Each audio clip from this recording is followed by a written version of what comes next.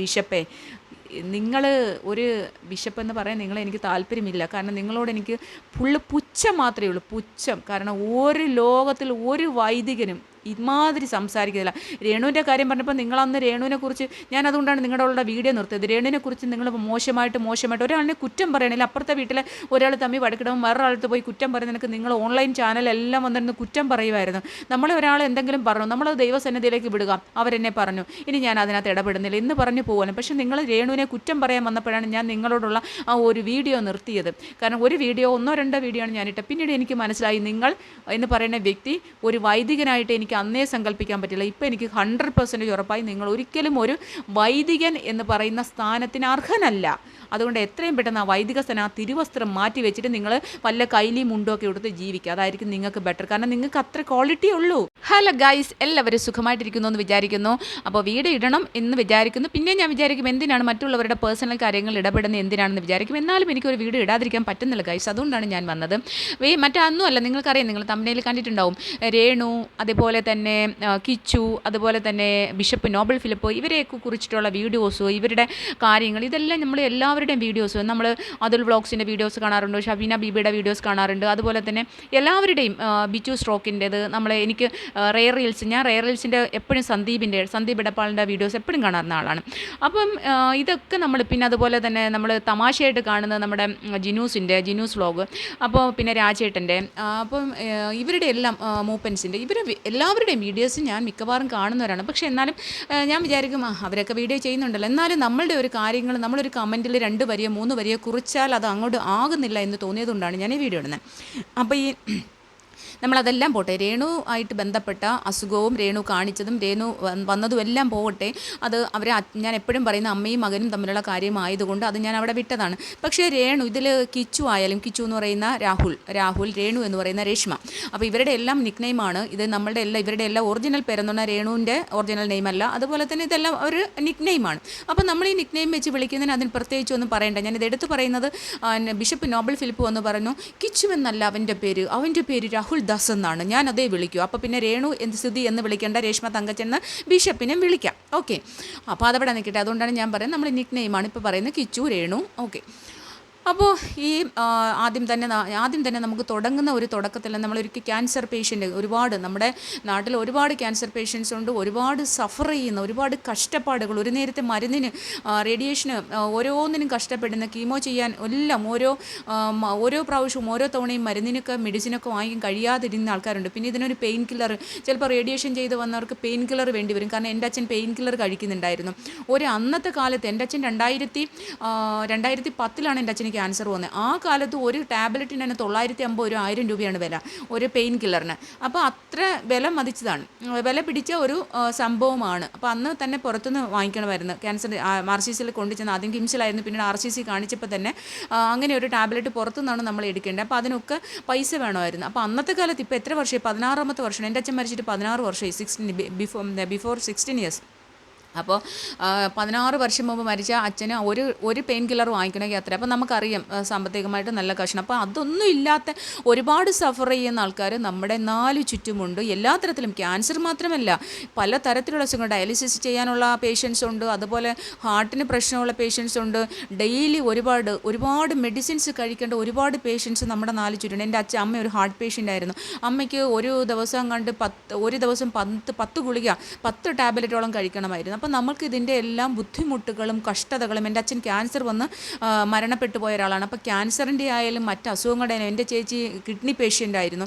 അപ്പോൾ ഇതേ കണക്കുള്ള ഡയാലിസിസ് കാര്യങ്ങൾ, ഇങ്ങനെയുള്ള കാര്യങ്ങളും കിഡ്നിയായിട്ട് ബന്ധപ്പെട്ട കാര്യങ്ങൾ, ഇതിനെല്ലാം ഒരുപാട് ചിലവേറിയതാണ്, ഒരുപാട് കഷ്ടപ്പാടുകളാണ്. ഇവരുടെ 4 ചുറ്റും നിൽക്കുന്ന ആൾക്കാർ ഒരുപാട് വിഷമിക്കുന്ന ആൾക്കാരാണ്. ഇതെല്ലാം നമുക്കറിയാം. അതുകൊണ്ട് തന്നെയാണ് ഞാൻ ഇതിനൊരു റിപ്ലൈ അല്ലെങ്കിൽ ഒരു വീഡിയോ ഇതിനു വേണ്ടി ചെയ്യേണ്ട. ഞാനൊരു രേണു ആവശ്യമില്ലാത്ത കാര്യങ്ങൾ നിർത്തൂ. കാരണം നിങ്ങൾ അമ്മയും മകനുമാണ്.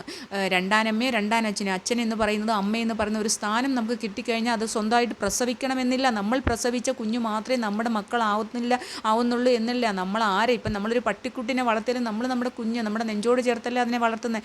നമ്മളതിൻ്റെ അമ്മ, നമ്മളറിയാതെ ഓട്ടോമാറ്റിക് നമ്മളതിൻ്റെ അമ്മയായി പോകുന്നതാണ്. ഇതൊക്കെ ഞാനത് പറഞ്ഞാണ് ആ വീഡിയോ നിർത്തിയത്. പിന്നീട് നോക്കുമ്പോൾ വീണ്ടും രേണു കിച്ചുവിനെ ഇതിലേക്ക് പിടിച്ചിടുവാണ്. സ്വന്തം മക്കൾ നമ്മളൊരു തെറ്റ് ചെയ്താൽ, അവരുടെ ഭാഗത്ത് നിന്ന് ഏതെങ്കിലും രീതിയിൽ തെറ്റ് വന്നു പോയി, നമ്മുടെ നാല് ചുവരിനുള്ളിൽ അല്ലെങ്കിൽ ഫോൺ കോളിൽ തീർക്കും.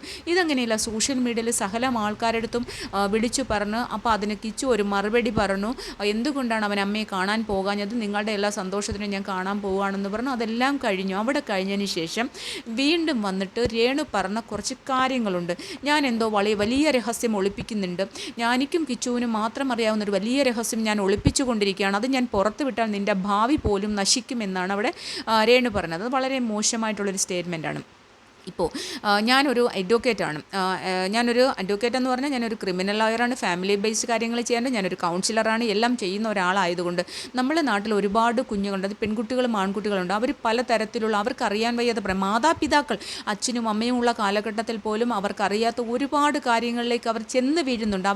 അവർ ഒരുപാട് തെറ്റിലേക്ക് അവരറിയാതെ ചെന്ന് വീഴുന്നുണ്ട്. അവരുടെ ആ ഹോർമോൺ അതിപ്രസരം, അവരുടെ നമ്മൾ എല്ലാവരും ടീനേജ് കഴിഞ്ഞ് നമ്മളൊരു കൗമാരം കഴിഞ്ഞിട്ടാണ് നമ്മളെല്ലാം യൗവനത്തിലേക്ക് വന്നത്. അല്ലെങ്കിൽ യൗവനം കഴിഞ്ഞിട്ടാണ് നമ്മളൊരു മിഡിലേക്ക് പോകണം, അതല്ലെങ്കിൽ നമ്മൾ അത് കഴിഞ്ഞിട്ടാണ് മിഡിൽ കഴിഞ്ഞിട്ടാണ് നമ്മളൊരു വാർദ്ധക്യ അവസ്ഥയിലേക്ക് പോകണം. അങ്ങനെ ഓരോ സ്റ്റേജ് ഉണ്ട്. പണ്ട് നമ്മുടെ വില്യം വേഴ്സ്വർത്ത് അല്ലെങ്കിൽ വില്യം ഷേക്സ്പിയർ ആണെന്ന് തോന്നുന്നു, ലൈഫ് ഈസ് എ ഡ്രാമ, ജീവിതം ഒരു ഡ്രാമയാണ്, അതിന് പല പല സ്റ്റേജുകളുണ്ട്. ബാല്യം, കൗമാരം, യൗവനം. അങ്ങനെയുള്ള കാലഘട്ടത്തിലൂടെ കടന്നു പോകുമ്പോൾ ഓരോ കുട്ടിക്കും ഏതോ മനുഷ്യനും ഒരുപാട് തെറ്റുകൾ സംഭവിക്കും. ചിലവർ തെറ്റുകൾ സംഭവിക്കാതെ അവരവരുടെ ലൈഫിലേക്ക് മുന്നോട്ട് പോകും. കാരണം അതിനൊരു ഗൈഡൻസ്, നമ്മുടെ പ്രോപ്പർ ഗൈഡൻസ് നമ്മുടെ കുടുംബത്തിൽ നിന്നുണ്ടെങ്കിൽ നമ്മൾ അങ്ങനെ തെറ്റിലേക്ക് പോകുന്ന ഒരു സാഹചര്യം വരില്ല. മാതാപിതാക്കൾ ഇല്ലാത്ത അല്ലെങ്കിൽ അച്ഛനും അമ്മയും ഇല്ലാത്ത കറക്റ്റ് ഗൈഡൻസ് കൊടുക്കാത്ത കുട്ടികൾ, അല്ലെങ്കിൽ അച്ഛനും അമ്മയ്ക്കോ ബിസി ആയിട്ടുള്ളൊരു ലോകത്ത്, അവർക്ക് അച്ഛനും അമ്മയും ഉണ്ടാവും, പക്ഷേ അവരൊക്കെ അവരുടേതായ ബിസി ലോകത്ത് പൈസ ഉണ്ടാക്കാൻ, സാമ്പത്തികമായി കൂടുതൽ നേടാൻ വേണ്ടിയിട്ട് അവരവരുടെ ബിസി ലൈഫ് ഷെഡ്യൂൾ ചെയ്യുന്ന പാരൻസിൻ്റെ മക്കളും ഒരുപാട് അവരറിയാതെ തെറ്റുകളിലേക്ക് വീണു പോകുന്നുണ്ട്. ആ തെറ്റുകളിലേക്ക് വീണു പോകുന്നത് മനസ്സിലാക്കുമ്പോൾ അവരെ ശരിയിലേക്ക് കൊണ്ടുവരേണ്ടത് നമ്മൾ പാരൻസ് അല്ലെങ്കിൽ മുതിർന്നവരുടെ ഉത്തരവാദിത്തമാണ്. ഇവിടെ കിച്ചുവിൻ്റെ കാര്യം പറഞ്ഞാൽ അവന് അച്ഛനുണ്ടായിരുന്നു, 2-3 വർഷമായിട്ടുള്ള സുധി മരിച്ചിട്ട്. അതിനു മുമ്പേ 11 വയസ്സ് ആവുമ്പോഴാണ് അവൻ്റെ മൂന്നാനമ്മ എന്ന് പറയുന്ന രേണു രണ്ടാമത് വിവാഹം കഴിച്ച് സുധിയുമായിട്ട് വന്നത്. വിവാഹം കഴിച്ച് വന്ന സുധി എന്തുകൊണ്ടാണ് ഈ സ്ത്രീയെ ചൂസ് ചെയ്തത് നമ്മളൊരു കാര്യം ചിന്തിക്കണം. അയാളുടെ മകന് അമ്മയും കൂടി ആകാൻ വേണ്ടിയിട്ടാണ്. അയാളുടെ ഭാര്യ മാത്രം, അയാൾക്കൊരു സെക്ഷൽ ആഗ്രഹത്തിന് മാത്രമാണ്, അയാളൊരു സെക്സ് മാത്രമാണ് ആഗ്രഹിച്ചെങ്കിൽ അയാൾക്ക് വേറെ ഒരുപാട് വഴികളുണ്ടായിരുന്നു. ഇന്ന് സെക്സിന് വേണ്ടിയിട്ട് ഒരു പാടുമില്ല. കാരണം ഇന്നിപ്പം നമ്മൾ തന്നെ ഓരോ ഫീൽഡിൽ ചെല്ലുമ്പോൾ ആൾക്കാർ പറയുന്നേക്കാം അവർ ഒരു ചാൻസ് കിട്ടാൻ വേണ്ടി എന്തിനും തയ്യാറാവുന്ന സ്ത്രീകൾ ഇന്ന് ഒരുപാടുണ്ട്. ഞാനും ഒരു ആസ് എ വുമൺ. അപ്പം നമ്മൾ ആ ഒരു കാറ്റഗറി അല്ലാത്തത് കൊണ്ടാണ് നമുക്ക് പലയിടത്തും ആ ഒരു ചാൻസ് ഉണ്ട്. നമ്മൾ കഴിവ് നോക്കിയിട്ട് വേണം നമുക്ക് ചാൻസ് കിട്ടാൻ. പക്ഷേ അല്ലാത്ത ഒരുപാട് ആൾക്കാരുണ്ട്. അപ്പോൾ അയാൾക്കൊരു സെക്സിന് വേണ്ടിയിട്ട് പോകണം ആരെങ്കിലും, അയാൾക്ക് ഒരുപാട് സ്ത്രീകളെ കിട്ടണേ. പക്ഷേ അയാൾ അങ്ങനെയല്ല ആലോചിച്ചത്, അയാളുടെ മകൻ്റെ അമ്മയാകണം. അയാൾക്ക് മകൻ്റെ അമ്മയാകാൻ വേണ്ടി ഒരു സ്ത്രീയായിരുന്നു ആവശ്യം. അതുകൊണ്ട് അയാൾ ചൂസ് ചെയ്തു. അപ്പോൾ അയാൾ ഇവരെ ചൂസ് ചെയ്തതിൻ്റെ ഫസ്റ്റ് പ്രിഫറൻസ് അയാളുടെ മകൻ അമ്മയാവുക, അല്ലെങ്കിൽ അയാളുടെ ഭാര്യയും മകൻ്റെ അമ്മയും കൂടി ആവുക എന്നുള്ള 2 കാര്യങ്ങളോട് നോക്കിയിട്ടാണ് ഈ രേണു എന്ന് പറയുന്ന രേഷ്മേനെ സുധിയുടെ ലൈഫിലേക്ക് കൊണ്ടുവന്നത് നമുക്കറിയാം. പക്ഷേ അവിടെ 11 വയസ്സ് മുതലുള്ള ഒരു കുട്ടിയെ നമ്മൾ അമ്മയാണ്. ഇപ്പം വിവാഹം കഴിക്കുമ്പോൾ ശരിയാണ്, നമ്മൾ വിവാഹം കഴിക്കുമ്പോൾ നമ്മുടെ ഭർത്താവുമായിട്ട് നമ്മൾ ജീവിക്കുന്നതിനിടയ്ക്ക് ചിലപ്പോൾ മൂത്ത ഭാര്യയുടെ മകനാണ് എന്നുള്ളൊരു ഒരുപാട് കൺസിഡറേഷൻ ചില പെൺകുട്ടികൾക്ക് കൊടുക്കാൻ കഴിഞ്ഞു എന്ന് വരില്ല. പക്ഷേ എന്നാലും അവൻ എൻ്റെ ഭർത്താവിൻ്റെ മകനാണ്, അവൻ 11 വയസ്സുള്ള ഒരു കുട്ടി മാത്രമാണ്. 11 വയസ്സുള്ള ഒരു കുഞ്ഞിന് എന്താണ് അറിയാവുന്നത്? അപ്പോൾ അവനെ പരിഗണിക്കണം എന്നുള്ള ഒരു ചിന്ത രേണുവിനുണ്ടായിരുന്നെങ്കിൽ ഒരിക്കലും അവൻ ആ റൂമിൽ കളിച്ച് അല്ലെങ്കിൽ ഒരു ഈ നമ്മുടെ ഗെയിമൊക്കെ ഉണ്ടല്ലോ, ഈ ഗെയിമിൽ അഡിക്റ്റായി അവൻ എന്നിട്ട് പിന്നെ സ്കൂൾ തലത്തിൽ തന്നെ അവൻ പോകുമ്പോൾ അവനൊരു ഡ്രഗ്സിൻ്റെ ഒരു അവസ്ഥയിലേക്ക് പോകുക എന്ന് പറഞ്ഞാൽ അവന് നോക്കാൻ ആളില്ല. അവൻ്റെ ഫാദറായ സുധി ഇങ്ങനെ ഓരോ പ്രോഗ്രാമിന് പോവുകയാണ്. അയാൾ പോയി കഴിഞ്ഞാൽ ചിലപ്പോൾ പാതിരാത്രി ആയിരിക്കും, അവരുടെ കോമഡി ഷോയൊക്കെ അല്ലേ, അവരുടെ സ്റ്റേജ് പ്രോഗ്രാംസൊക്കെ പാതിരാത്രി ആയിരിക്കും. പിന്നെ അയാൾ നാട്ടിൽ വന്ന അയാളെ വീട്ടിൽ വന്ന അയാൾ കിടന്ന് ഉറങ്ങുന്ന സമയമായിരിക്കും. ഇടയ്ക്ക് മകനെ ഒന്ന് കണ്ടാലായി. അപ്പോൾ ഇവരുടെ ശിക്ഷണത്തിൽ ഈ രേണു എന്ന് പറയുന്ന വ്യക്തിയുടെയും അവരുടെ കുടുംബവും ഇയാളുടെ കൂടെ ഉണ്ടായിരുന്നു. ഇടയ്ക്കിടയ്ക്ക് വരും, തൊട്ടടുത്ത് തന്നെയാണ് താമസിക്കുന്നത്. അപ്പോൾ ഇവരുടെ ശിക്ഷണത്തിലായിരുന്നു ഈ കുട്ടി കിച്ചു എന്ന് പറയുന്ന രാഹുൽ ഉണ്ടായിരുന്നത്. അതുകൊണ്ട് തന്നെ ആ കുട്ടിക്ക് വേണ്ടത്ര ഒരു പരിഗണന കിട്ടിയില്ല. അവൻ ആ തെറ്റുകളിലേക്ക് പോയി. അവനെ ന്യായീകരിക്കുമല്ലോ. കാരണം ഞാനൊരു കൗൺസിൽ ചെയ്യുന്ന ഒരാളാണ്. ഒരുപാട് കുഞ്ഞുങ്ങളുടെ അമ്മമാർ എന്നെ വിളിക്കാറുണ്ട്.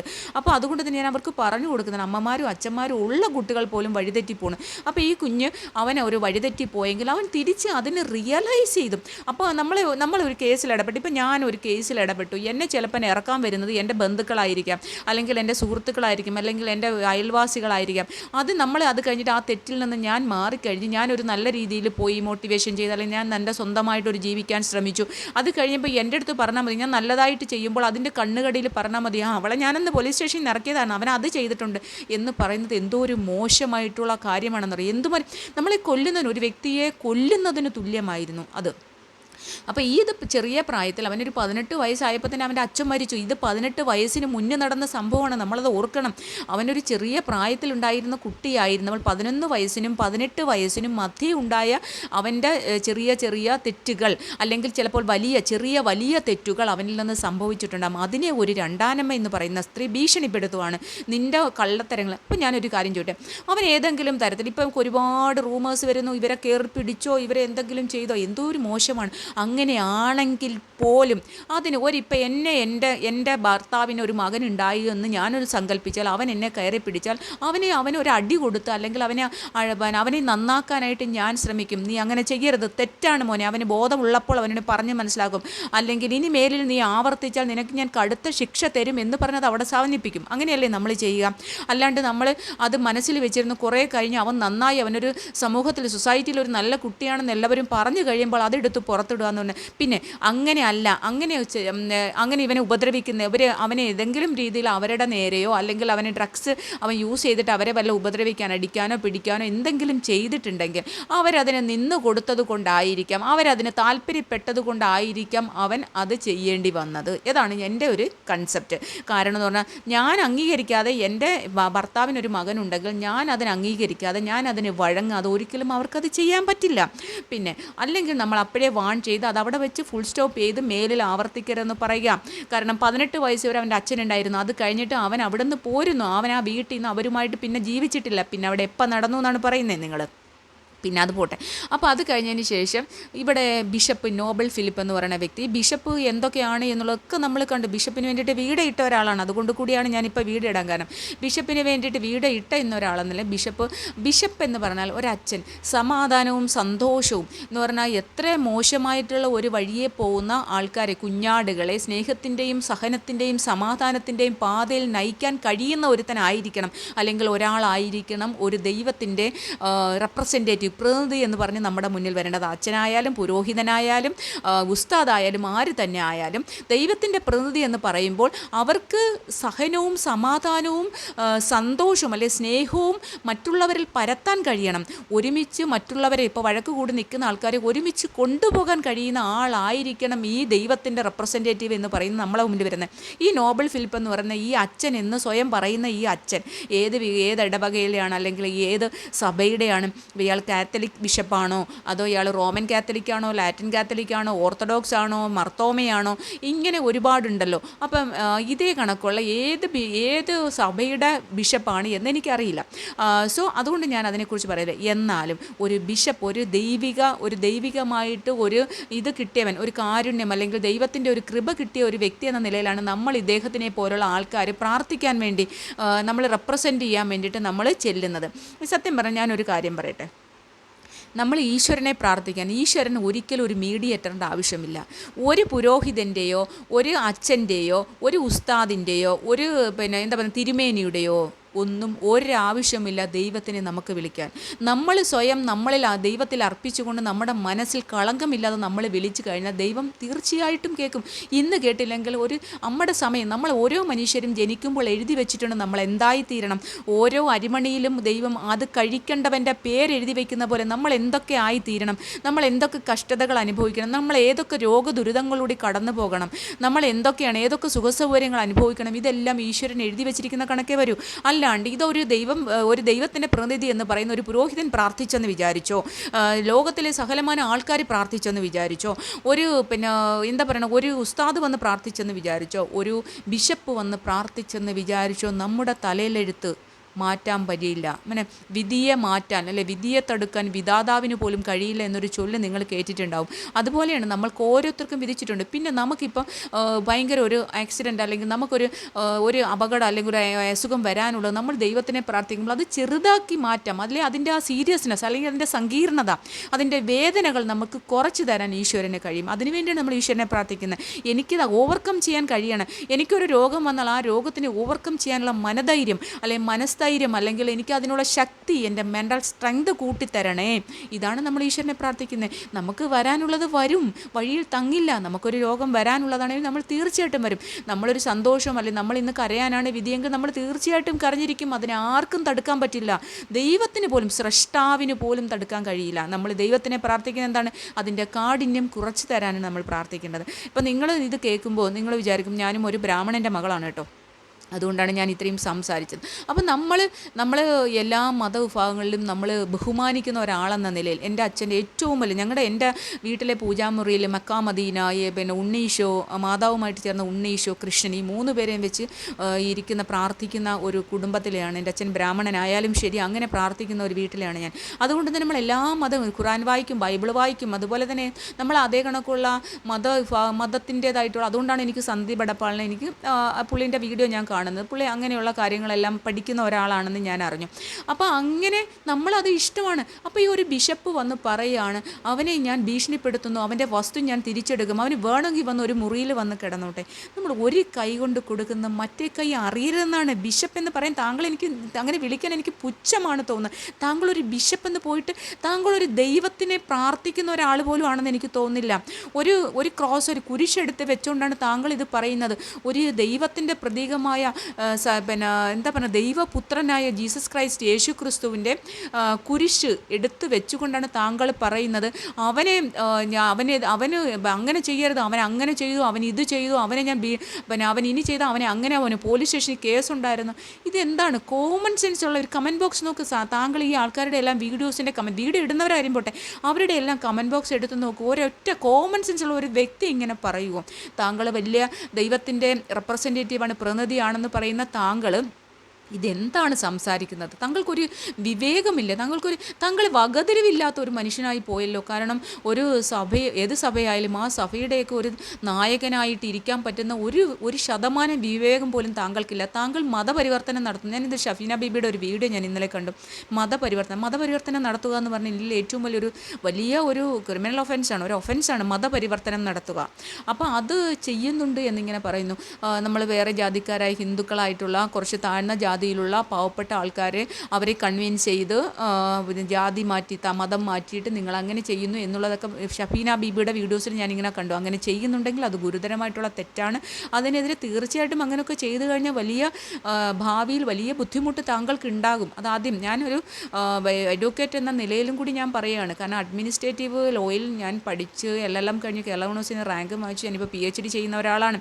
അങ്ങനെ താങ്കൾ ചെയ്യുന്നുണ്ട്, അതാണ് താങ്കളുടെ ജോലിയെങ്കിൽ ഭയങ്കര വലിയ വില കൊടുക്കേണ്ടി വരും. ചെറിയ ഒരു കാര്യമല്ല. പിന്നെ താങ്കൾ ഈ പറഞ്ഞ ഒരു കാര്യം, താങ്കൾ ഈ വീട് കൊടുത്തു, നമ്മളൊരു ആൾക്കൊരു ദാനം കൊടുത്തു. നമ്മളെല്ലാം ദാനം കൊടുക്കാറുണ്ട്. നമുക്ക് പറ്റുന്ന ആൾക്കാർ, നമ്മുടെ കയ്യിൽ 50 രൂപയുള്ളെങ്കിൽ അതിൽ നിന്നൊരു 1 രൂപ നമ്മളൊരു ദാനം കൊടുത്തു കഴിഞ്ഞാൽ അത് തന്നെ വലിയ കാര്യമാണ്. ആ ദാനം കൊടുത്തിട്ട് നമ്മൾ അവരെ അടുത്ത് പിടിച്ച് വാങ്ങിക്കാൻ ശ്രമിക്കുക, അല്ലെങ്കിൽ അവരുടെ അടുത്ത് പറയാം നിനക്ക് ഞാൻ 1 രൂപ തന്നുകൊണ്ടല്ലേ നീ ചായ കുടിച്ചത് എന്ന് പറഞ്ഞാൽ നമ്മൾ ആ ദാനം കൊടുത്താൽ അവരെ കൊല്ലുന്നതിൻ്റെ പാപമാണ് നമുക്ക് കിട്ടുക. നിങ്ങൾ ആ കുട്ടികൾക്ക്, ആ 2 കുട്ടികളുടെ പേരിലേക്ക് വസ്തു എഴുതി കൊടുത്തു. ആ വസ്തു എഴുതി കൊടുത്ത ആ വസ്തു വെറും 7 സെൻറ്റ് സ്ഥലം, ഓരോ ആൾക്കാർ എത്രയോ സെൻറ്റ് ഭൂമിയാണെന്നറിയോ പാവപ്പെട്ട ആൾക്കാർക്ക് എഴുതി കൊടുക്കുന്നു. ഇതൊക്കെ ആരെങ്കിലും അറിയുന്നുണ്ടോ? ഇദ്ദേഹത്തിൻ്റെ ബിസിനസ്സിന് വേണ്ടിയിട്ട് അവർക്ക് ഒരു സെലിബ്രിറ്റി എന്നുള്ള രീതിയിൽ അവർക്കൊരു വസ്തു എഴുതി കൊടുത്തിട്ട് ആ വസ്തു എഴുതി കൊടുത്തതിൻ്റെ പേരിൽ എന്തൊക്കെയാണ് ഈ പറയുന്നത്? അതുപോലെ തന്നെ അതിൽ വീട് വെച്ച് 10-25 ലക്ഷം രൂപയോളം ചിലവാക്കി വീട് വെച്ച ആൾക്കാരുണ്ട് ഇപ്പുറത്ത്. ഇദ്ദേഹത്തിൻ്റെ ഭൂമി എന്താ പറയുക, ഒരുപാട് ഹെറിഡിറ്ററി പാരമ്പര്യമായിട്ട് കിട്ടിയ ഭൂമിയിൽ നിന്ന് ഒരു 7 സെൻറ്റ്, ഏക്കർ കണക്കിന് ഭൂമി ഉണ്ടെന്നാണ് എനിക്ക് തോന്നുന്നത്. അതിൽ നിന്ന് ഒരു 7 സെൻറ്റ് ഭൂമി എഴുതി കൊടുത്ത കഥയും പറഞ്ഞുകൊണ്ട് പുള്ളി ഇവിടെ ഒന്നും നടക്കത്തില്ല, ഇവിടെ വന്ന് ബഹളം ഉണ്ടാക്കാൻ പറ്റില്ല. ഇയാൾക്ക് എന്ത് അധികാരമാണ്? ഇയാൾ ഭൂമി എഴുതി കൊടുത്താൽ ഇയാളുടെ കാര്യം കഴിഞ്ഞു. ഇയാൾക്ക് പിന്നെ എന്തിനാണ് അവിടെ കിച്ചുവിൻ്റെ കാര്യങ്ങൾ അന്വേഷിക്കണം? അവന് 18 വയസ്സ്, അവന് 20-21 വയസ്സുള്ള കുട്ടിയാണ്. അവൻ്റെ പേരിലുള്ള വസ്തു ഉണ്ടെങ്കിൽ അവനറിയാം ചെയ്യാൻ. താങ്കൾ അതിനകത്ത് ഇടപെടേണ്ട കാര്യമില്ല. പിന്നെ താങ്കളെ പോലുള്ള ആൾക്കാരെ കയ്യിൽ നിന്ന് 1 സെൻറ്റ് ഭൂമിയോട്ട് 1 ഗ്ലാസ് വെള്ളം മരിക്കാൻ കിടന്നാൽ ആരും വാങ്ങിച്ചു കുടിക്കാൻ പാടില്ല. അത്രമാത്രം നീചനായ ഒരു വ്യക്തിയായിട്ടാണ് എനിക്ക് താങ്കളെ ഫീൽ ചെയ്യുന്നത്. നമ്മൾ ഒരു കൈ കൊണ്ട് കൊടുക്കുന്ന മറ്റേ കൈ അറിയാൻ പാടില്ല എന്ന് നമ്മളെപ്പോഴും എല്ലാ ദൈവവചനങ്ങളിലും പറയാറുണ്ട്. നമ്മളെപ്പോലെ അയൽക്കാരനെയും സ്നേഹിക്കുക, നമ്മൾ കൊടുക്കുന്നത് മറ്റൊരാൾ അറിയാതിരിക്കുക. ഇതൊക്കെ പറഞ്ഞ സ്നേഹത്തിൻ്റെ നിർവചനത്തിൽ കൂടിയാണ് ക്രിസ്തുമതം അല്ലെങ്കിൽ ക്രിസ്തുമതം പ്രചരണത്തിൻ്റെ ഏറ്റവും പ്രധാനം സ്നേഹമാണ്. എല്ലാവരിലേക്കും സ്നേഹം പരത്തുക, സമാധാനം പരത്തുക, ശാന്തി ഉണ്ടാക്കുക, ഇതൊക്കെയാണ്. അല്ലാണ്ട് താങ്കളെപ്പോലെ ഇത്ര നീചനായ വർത്താനം പറയുന്ന നീചനായ ഒരു വ്യക്തി, അച്ഛനും അമ്മയില്ലാത്തൊരു കുട്ടിയെ, അവൻ എന്തോ ആയിക്കോട്ടെ, അവൻ എന്ത് തെറ്റെങ്കിലും ചെയ്തോട്ടെ, അവനിപ്പോൾ മാന്യമായിട്ട് ജീവിക്കുന്നുണ്ട്, അവൻ മറ്റുള്ളവർക്ക് മാതൃകയായിട്ട് അവൻ മുന്നോട്ട് വരുന്നുണ്ടെന്ന് മാത്രം നോക്കിയാൽ മതി. താങ്കളുടെ പിന്നിൽ നിൽക്കുന്നപ്പോൾ രേണു ആയാലും, എനിക്ക് രേണുവിനെ കുറ്റം പറയാൻ തോന്നുന്നില്ല കേട്ടോ. രേണുവല്ല, രേണുവിൻ്റെ വീട്ടുകാർക്കാണ് ഈ പ്രശ്നം. കാരണം ഇത് രേണുവിന് നാളെ എന്തെങ്കിലും സംഭവിച്ചു പോയാൽ, എൻ്റെ വാക്ക് ഒരിക്കലും ശരിയാവരുത്, രേണുവിനൊന്നും സംഭവിക്കാതിരിക്കട്ടെ. കാരണം രേണുവിൻ്റെ ഈ കാര്യങ്ങളെ കാണുമ്പോൾ ഒരു ഫസ്റ്റ് കീമോതെറാപ്പിയിൽ ഒന്നും തോന്നത്തില്ല, ഒരു പ്രശ്നമില്ല. സെക്കൻഡും തേർഡും കീമോതെറാപ്പിയൊക്കെ ചെയ്യേണ്ട ഒരു പെൺകുട്ടി, ഒരു പെണ്ണും ഫോൺ എടുത്ത് വെച്ച്, ഇതിനകത്ത് റേഡിയേഷൻ ഉണ്ട്, നമ്മുടെ ഓരോ ഫോണിലും നമുക്ക് റേഡിയേഷൻ കിരണങ്ങളുണ്ട്, നമുക്ക് എന്തുമാത്രം എഫക്റ്റ് ചെയ്യുമെന്നറിയുമോ നമ്മുടെ ബോഡിക്ക്. ഇത് ഫോൺ എടുക്കരുതെന്ന് പറഞ്ഞാൽ ഫോൺ വെച്ച് ചെയ്യുവാണ്. എല്ലാവരും പറയും കമൻറ്റ് ബോക്സിൽ മുഴുവൻ നിൻ്റെ സന്തോഷം എന്താണെന്ന് ചെയ്തോളൂ. പക്ഷേ ആ സന്തോഷത്തിന് അതിൻ്റെ ആയുസ് കുറയുവാണ്. ഈ സന്തോഷം രേണു ചെയ്യുന്ന അനുസരിച്ച് രേണുവിൻ്റെ ആയുസ് കുറഞ്ഞുകൊണ്ടിരിക്കുകയാണ്. രേണുവിൻ്റെ മെഡിസിൻ രേണുവിന് പിടിക്കാതെ വരും ബോഡിയിൽ. കാരണം കീമോതെറാപ്പിയുടെ മെഡിസിൻസാണ്, ഇതൊരു ശക്തിയേറിയ മരുന്നാണ് കൊടുക്കുന്നത്. ഈ മരുന്ന് ശരീരത്തിന് പിടിക്കണമെങ്കിൽ ഇങ്ങനെയുള്ള ഡോക്ടേഴ്സ് പറയുന്ന കാര്യങ്ങളെല്ലാം മാറ്റണം. സന്തോഷമാണ് രേണു, സന്തോഷമായിട്ടിരിക്കാനാണ് എല്ലാവരും ആഗ്രഹിക്കുന്നത്. എപ്പോഴും സ്ട്രോങ് ആയിട്ടിരിക്കുക. പക്ഷേ ഇത് സ്ട്രോങ് അല്ല, ഇതെന്തോ ഒരു മാനസികമായിട്ടുള്ള എന്തോ ഒരു പ്രോബ്ലം ഉള്ളതുപോലെയാണ് എനിക്ക് ഫീൽ ചെയ്യുന്നത് കേട്ടോ. എന്തോ ഒരു മെൻ്റൽ സ്ട്രെസ് അല്ലെങ്കിൽ എന്തോ മറച്ചു വയ്ക്കാനുള്ള ധൃതിയിലാണ് എന്നുള്ളതും നമുക്ക് ഫീൽ ചെയ്യുന്നത്. അത് അസുഖമാണ്, അസുഖം മാറാൻ വേണ്ടി അതെല്ലാം മാറ്റി വെച്ചിട്ട് അതിൻ്റെ സന്തോഷം വേറെ എന്തെല്ലാം, അതിൻ്റെ അവിടെ സന്തോഷമായിട്ടിരുന്ന് വർത്താനം പറയും, ഇങ്ങനെ ഡാൻസ് കളിച്ച് ഇങ്ങനെ റീലൊന്നും ചെയ്യേണ്ട കാര്യമില്ല. ഉള്ള ലിപ്സ്റ്റിക് ഇതെല്ലാം കെമിക്കലാണ്, മുഖത്ത് കുറച്ച് പുട്ടിവാരി തന്നെ കെമിക്കലാണ്, കണ്ണിൽ തേക്കുന്ന കൺമഷികൾ കെമിക്കലാണ്, ഇങ്ങനെയുള്ള സകലമാന കെമിക്കൽസ് വീണ്ടും ഈ മെഡിസിൻ്റെ കൂടെ യൂസ് ചെയ്യാണ്. നിങ്ങൾ കമൻറ്റ് ബോക്സിൽ സന്തോഷം, രേണു സ്ട്രോങ് ആണ്, ബി സ്ട്രോങ് ആണ്, പക്ഷേ അത് ഓരോന്ന് ചെയ്യുന്ന അനുസരിച്ച് അതിൻ്റെ ആയുസ് കുറഞ്ഞു വരുവാണ്. അതിന് മെഡിസിൻസ് അതിന് കിട്ടാത്ത ഒരവസ്ഥയിലേക്ക്, അതിൻ്റെ ശരീരം മെഡിസിൻസ് എടുക്കാൻ പറ്റാത്തൊരവസ്ഥയിലേക്ക് വരും. അതൊരു കീമോയെ കഴിഞ്ഞിട്ടുള്ളൂ, ഇനി അതിന് കുറേ കീമോ കിടക്കുന്നുണ്ട്. ആ കീമോയുടെ എല്ലാം മെഡിസിൻസ് അതിൻ്റെ ശരീരത്തിൽ പ്രവർത്തിക്കണമെങ്കിൽ ഡോക്ടേഴ്സ് പറയുന്ന പോലെ തന്നെ പ്രവർത്തിക്കണം. അല്ലാണ്ട് നമ്മളെ കുശുമ്പ് കുന്നായ്മയല്ല, അതിൻ്റെ ആയുസ് നിൽക്കണം. കാരണം 6-7 വയസ്സുള്ള ഒരു കുട്ടിയുണ്ട്. ഇവർ ഈ ചേട്ടത്തെയും അമ്മയും അച്ഛനും ഒക്കെ, ഈ അമ്മയും അച്ഛനും ഒക്കെ മരിച്ചു പോകും, അവർ പ്രായമായി വരുമല്ലേ. അവർക്ക് നാളെ എന്തെങ്കിലും സംഭവിച്ചാൽ ഈ കുട്ടീനെ, ഈ ചേട്ടത്തെ, അവരുടെ മക്കളുടെ കൂടെ രണ്ടാനമ്മയും കാട്ടി കഷ്ടമായിരിക്കും. അത് നിങ്ങൾ മനസ്സിലാക്കുക. ഈ വീട്ടുകാർ പറഞ്ഞോണ്ട് ഈ ഫോൺ എടുക്കുന്നതിനെക്കുറിച്ച് ഈ വീട്ടുകാർക്ക് എന്തുകൊണ്ടാണ് പറഞ്ഞു കൊടുക്കാൻ പറ്റാത്തത്? ഇവിടുത്തെ ഈ നാട്ടിലെ കാര്യങ്ങൾ എൻ്റെ വീട്ടുകാർ കാണിച്ചു തന്നു എന്ന് പറഞ്ഞ കിച്ചുവിൻ്റെ വീഡിയോ ഈ വീട്ടുകാർ കാണിച്ചു കൊടുക്കാൻ പോയതിനകത്ത് വീട്ടുകാരെല്ലാം തെറ്റ്. അപ്പോൾ വീട്ടുകാർ ഇവരെ എങ്ങനെയെങ്കിലും പെട്ടെന്ന് ഇവരെ ഇല്ലാതാക്കിയിട്ട് ഈ അച്ഛനെയും കൂടി ഉൾപ്പെടുത്തിക്കൊണ്ട് ഈ വീടും സ്ഥലവും കൈക്കലാക്കാൻ വേണ്ടി വീട്ടുകാർ തന്നെ കളിക്കുന്ന കളിയായിട്ടാണ് എനിക്ക് ഫീൽ ചെയ്യുന്നത്. കാരണം വീട്ടുകാരെ രേണുവിനെ മുൻനിർത്തിക്കൊണ്ട് ഇവരുടെ ചേട്ടത്തിയും ഇവരുടെ മാതാപിതാക്കളും ചേർന്ന്, അല്ലെങ്കിൽ ചേട്ടത്തിയുടെ ഭർത്താവും അവർ കളിക്കുന്ന ഒരു കളിയാണ് ഈ വീട്.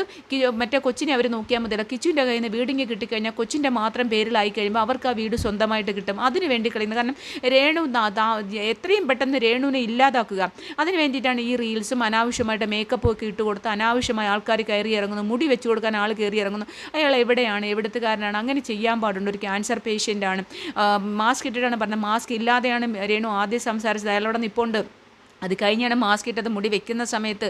അപ്പോൾ ഇതേ കണക്കുള്ള ഇൻഫെക്ഷൻസ് വരും, അല്ലെങ്കിൽ എങ്ങനെ വന്നു കഴിഞ്ഞാൽ എത്രയും പെട്ടെന്ന് രേണുവിനെ ഇല്ലാതാക്കാൻ കഴിയുമെന്ന് ഈ വീട്ടുകാർക്കൊരു ഉണ്ടായി എന്നുള്ളതാണ് എൻ്റെ ഒരു ഫീലിംഗ് കേട്ടോ. കാരണം എത്രയും പെട്ടെന്ന് ബിഷപ്പിനെയും കൂടി കയ്യിലെടുത്ത് കിച്ചുവിനെ കൊണ്ട് വീടും സ്ഥലവും തിരിച്ചു വാങ്ങിച്ചു കഴിഞ്ഞാൽ പിന്നെ അവർക്ക് സ്വന്തമായി. രേണു ഇല്ലാതായി അവർക്ക് എന്താണ് പ്രശ്നം? ഇല്ല, കൊച്ചു കിടന്ന് അനുഭവിക്കുകയും ചെയ്യും. പൊടി കൊച്ചാണ്, അവൻ 7 വയസ്സായിട്ടുള്ളൂ. കിച്ചുവിന് 11 വയസ്സുണ്ടായിരുന്നു, ഇച്ചിരി കൂടി മനസ്സിലാവുമായിരുന്നു. പക്ഷേ മറ്റവൻ 7 വയസ്സായിട്ടുള്ളൂ. ഇപ്പോഴും തന്നെ രേണു ഓരോ സ്ഥലത്ത് പോകുമ്പോഴും ആ കൊച്ചിൻ്റെ ആരോഗ്യസ്ഥിതി അല്ലെങ്കിൽ ആ കൊച്ചിനെ കാണുമ്പോൾ തന്നെ നമ്മൾ വരും, ഈ കൊച്ചിനെ കുളിപ്പിക്കത്തില്ല എന്ന് പോലെ എനിക്ക് തോന്നിയിട്ടുണ്ട്. അപ്പോൾ ഇതൊക്കെ ഒന്ന് പറയാൻ വേണ്ടി. അപ്പോൾ നോബൽ ഫിലിപ്പ് ബിഷപ്പേ, നിങ്ങൾ ഒരു ബിഷപ്പെന്ന് പറയാൻ എനിക്ക് താല്പര്യമില്ല. കാരണം നിങ്ങളോട് എനിക്ക് പുച്ഛം മാത്രമേ ഉള്ളൂ, പുച്ഛം. കാരണം ലോകത്തിൽ ഒരു വൈദികനും ഇമാതിരി സംസാരിക്കുന്നില്ല.